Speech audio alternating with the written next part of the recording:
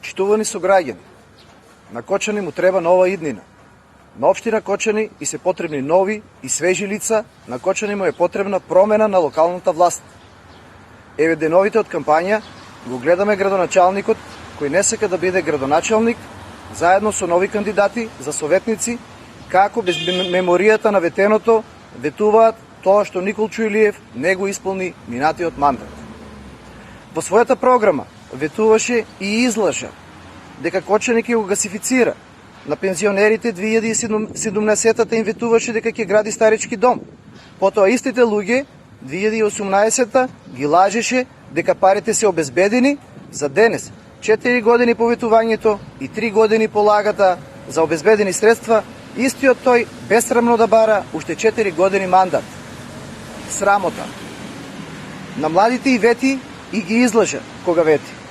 Вложуваме во младите, отвораме центри за отпочнување и развој на бизнис.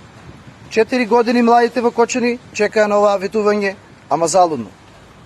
Самиот Илиев во својата програма пред 4 години напиша: поддржуваме и потикнуваме сите демократски механизми, како петиции, представки, граѓански иницијативи, собери на граѓани и референдуми.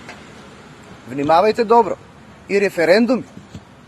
А барањето за одржување на референдум во Кочани, поднесено во нашиот совет, беше експресно одбиено од оваа локална власт.